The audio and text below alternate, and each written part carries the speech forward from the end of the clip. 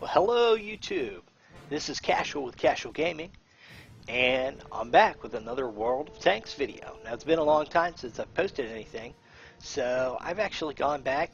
I've made a Casual Gaming account, and since I figured it's going to be kind of like World of Tanks by noobs for noobs, that I would start from scratch. So I'm in the low tiers, and I've got my shiny new Panzerjager 1, which I probably just mispronounced. The map that we're on is Mines, and it's got a couple of different points on the map that you'll fight over. One of them is the city area that's over around C and D 8 and 9. Okay. Also, the area in the middle of the map, the center of the hill, is over along E and F 5 and 6, and the 1-2 line that approaches into the J and K towards their base. We're coming from the north, headed to the south. Now, the first thing that I do is I come up here and I pull up in this bush area to kind of be hidden and try and provide support for these tanks as they take the hill. I want them to get up onto the hill so that they can get some spots for me. Now, I'm a little bit not good with this tank yet, and I dumped my first 2 shots, but I've hit this M2 Light twice. Now I'm hoping to get some shots in on this BT2 because he's up there shooting at these guys, and I want to support him. We've got another tank coming up to help us, but there's a T-18 coming up from the other side, and he's the biggest threat. Now, I've bounced 2 rounds on this tank. I put 1 through that central gun mantlet. And if you've got a gun with enough pin, this one has 60 average penetration. You can actually penetrate the center gun mantlet. Now, I've gotten snuck up on by some tanks. I get rid of the Tetrak, okay? And I'm trying for the T1. I go ahead and get my first round onto him, and he's killed before I can get the second round onto him. Now, I'm worried about this T2 medium because he's going after our support tanks here that are in the A, 4, and 5 area. I take a couple snapshots at this tank because I feel that he's a threat. I need to take the shots. I need to try and hopefully get a snapshot into him and cut him off before he can get up there. But they've taken care of him, and I'm free to address other issues, like what else came down that line. I find the T2 medium, I go ahead and get rid of that tank. Welcome to hell, so man. I'm actually at this point in the game already sitting on 3 kills. I've taken shots at a bunch of tanks, but I've only gotten 3 of them. Now the T-18 is up by the center, and I know that I have enough pin to pin this tank, not always consistently, but I've got enough pin that I can do it. So I'm going to come after him. My first shot takes his tracks. I zoom in, I'm focused on his lower glacis, and I knock him out. I'm lucky that he doesn't have full health, or else I'd have got beat up there. I've already taken a couple of little hits from the T1. I took a bigger hit from the Tetrak. I bounced around because of those machine guns they have on those tanks. Now I pull up here to support the guys over on that 1-2 line. Down your throat and out your and I'm ass. kind of hauled down behind this dead tank. Now that's a good thing to do. If you can get in behind a dead tank and shoot over the top of it, that is an indestructible object in front of you. They cannot shoot through it. They cannot penetrate it. Now I was hoping this T7 clown car would back up a little bit so that I could get a shot on him, but it wasn't going to happen. The enemy team has 3 tanks left, and I'm excited at this point because I've already got 5 kills. I figure that if I'm going to get a top gun in this tank, this match is when it's going to happen. Okay? I really want to get up here now, and I want to spot the base campers that I believe are up this way. Now there's the T7 clown car, and I'm getting a little greedy, okay, because I want that last kill. That should have been a hit, but 50% crew, sometimes you're not going to get those shots. That second shot, I was hoping that he was going to continue on down that line, and he didn't. But in the meantime, this Cruiser 2 has popped up. Now that Cruiser 2 has got a kill already. but Bet now you he's people all mine. said, what I kind took of that shit tank ending is that? and I I died. ain't dead. I I'm was coming killed back by for this more. UC 2-pounder, and he's unspotted at this point in the game. I didn't know where he was. Okay? So, I'm sitting here and I'm thinking, well, I could cut it at this point if I wanted to, but instead, let's go ahead and see how it all plays out and let it be recorded for posterity. All right, because I've got my top gun, but this 2-pounder is actually sitting on 4 kills already. His name is Bonaz. And even though he's base camping hard, he's had a good game. We've got 3 tanks left at this point. Okay, we've got the MK2, the MK1, and the T-18.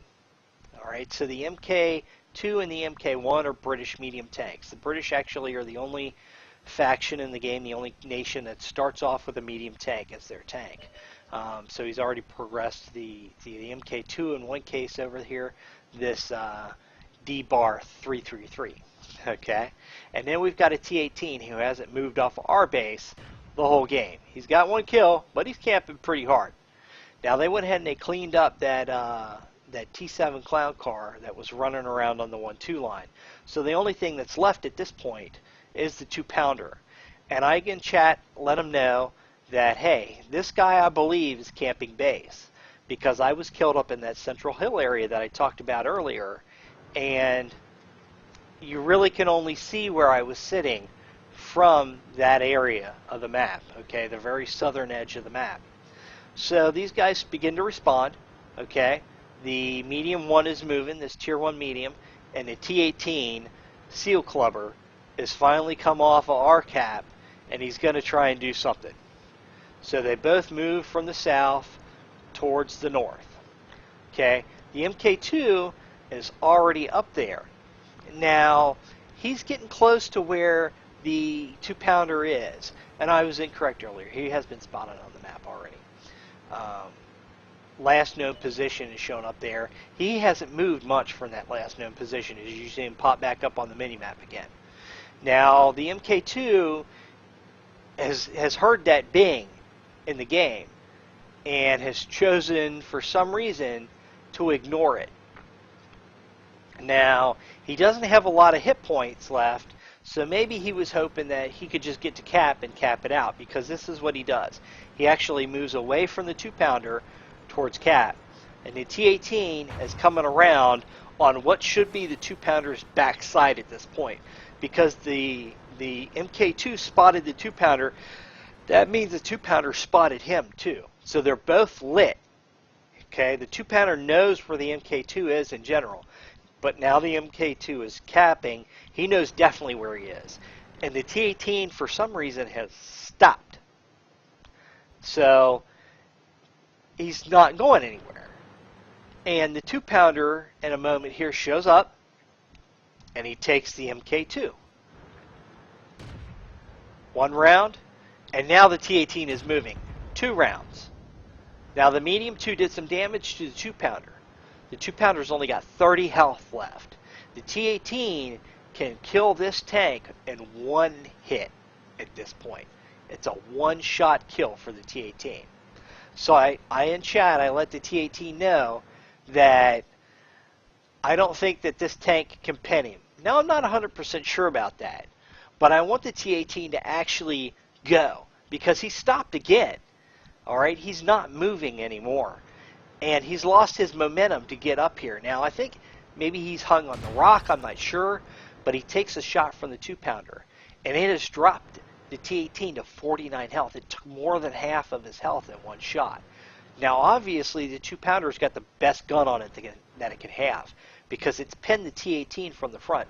The T-18 is the Seal Clubber's favorite tank. And when I say Seal Clubber, these are guys that are high-tier players with probably thousands of games that have come back to the low tiers to do a little stat padding. And the T-18, maybe he might need it because he is a tomato, or a tomato, depending on how you're going to pronounce it. But his stats are not that good. And his tank isn't painted, though, so he might not be a Seal Clubber. But he's got these little erratic movements here at the end, and I begin at this point to wonder if this is actually a bot. So he's squirming, he's wiggling around a little bit. We know pretty much where that 2-pounder is. The 2-pounder is going to stay in tight to that rock because he's got cover from his left side. Okay? To get to the rear of that tank at this point, anybody would have to go pretty much through cap circle or come close enough to him that he'll proximity spot him. Now, the T-18 has got lucky. He's got a bounce. But instead of capitalizing on the bounce and going in while the 2-pounder's reloading, he waits. And the 2-pounder kills it. And I let the 2-pounder know in the chat that, well played, Bonaz, because it was. It was well played. Bonaz has now got Top Gun. Okay, I had Top Gun, but I'm dead. He's got Top Gun now. So this is the tale of 2 TDs. The last tank on the board is Tier 1 Medium from the British line. And he's going against this tank destroyer with 8 kills, and guess what? He's the next victim. Good game. Good game. So, the tank that I was playing at the time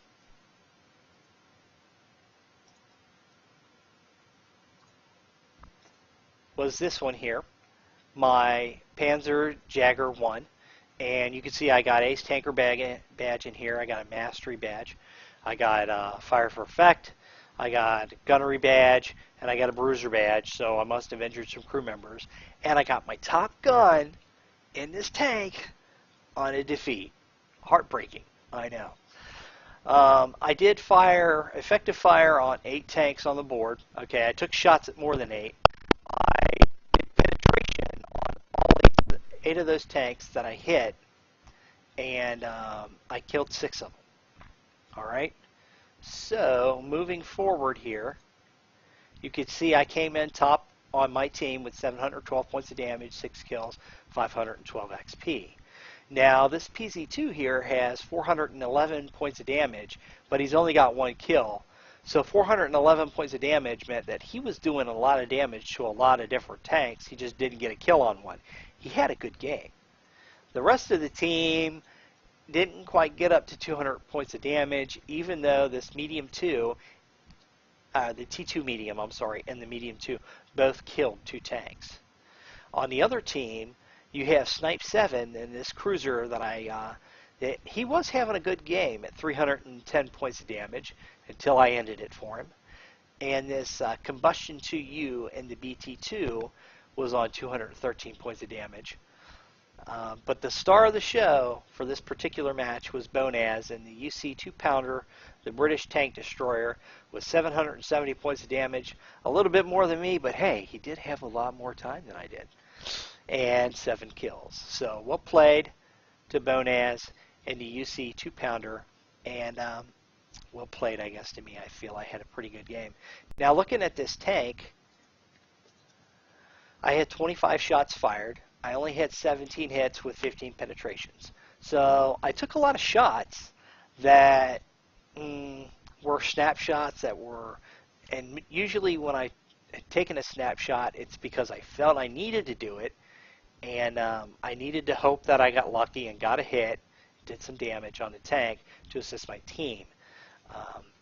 I had 712 points of damage. I had 147 from a distance more than 300 meters. On a map the size of mine's, that's pretty surprising that I had any damage at more than 300 meters. A lot of the times on a map like that, the fighting is going to be really in close and personal. Now hits received were 5, penetrations 4. I did bounce that round from the T1 early in the match because he had a machine gun. There's no way I should have bounced any rounds from anyone on that tank. Then I had 56 points of damage to a friendly tank. So I must have accidentally hit somebody. I didn't see where that happened, but apparently it did. It's in the stats here. I had 3 enemy vehicles spotted with 63 points of damage caused under tanks that I had spotted, so spotting damage. I received 9,000 credits after I paid out a fine for damaging a fellow tanker, and received 814 XP, along with a little bit of free XP there. You can see in the window behind here that the tank crew was a 50% tank crew. And here it is. the rather unimpressive Panzerjager 1, which I'm still probably butchering that name. And this tank is literally just a hull with a gun mounted above it and a steel plate in front of it. As a matter of fact, there's not even a proper viewport for the gunner. He's just looking through a hole that's cut in this metal plate. Um, yeah, this would have been a very early tank design, and the consideration of crew apparently was not high on the list of the design team for this particular tank. You can see I wasn't loading any gold ammo. I didn't have any special tools on the tank, nothing like camo net or binoculars or repair kit. Um, just armor-piercing rounds, HE rounds. I did have a fire extinguisher. I did have a repair kit. I did have a med pack. I didn't have to use any of them. Really, when I got hit by the 2-pounder, that was it. Ended the game. If you look at the tank as it is sitting, it sits at 120 hit points. It had a top speed of 40 kph. The traverse speed on the tank is the track traverse. Okay, you turn the whole tank with a tank destroyer. You don't have a turret. So 36 degrees per second. Hull armor, like I was saying, I shouldn't have bounced any rounds for anyone with a hull armor of 14 in the front, 14 in the side, and 13 in the back. My standard shell damage is anywhere between 45 and 75 points. That's the range. That's not the standard. The range of penetration is anywhere between 47 millimeters of armor to 78 millimeters of armor. The rate of fire of the weapon is 24 rounds per minute. The actual gun reload time is 3.112 seconds because, again, of the 50% crew. The gun traverse speed is 26 degrees per second. Now, the gun traverse, it does move a little bit. Really, the way you traverse the gun for the most part is by turning the whole vehicle. There is no turn on a tank destroyer again. The gun moves slightly. That's one of the reasons why with a tank destroyer you want to have distance actually between you and your target, because the more distance you have, that little cone of movement that you can get out of that gun covers a greater area. View range on this tank was 330 meters and signal range of 265 meters. The tank, as it was sitting, had the better tracks and better engine unlocked in it. So this was the second game I played in it. It did have the better gun unlocked in it, of course. For a tank destroyer, that's probably one of the first things that you want to unlock. But the radio was not unlocked at the time. After this match, of course, I went ahead and got the Martyr 2, plenty of XP, and unlocked the second radio.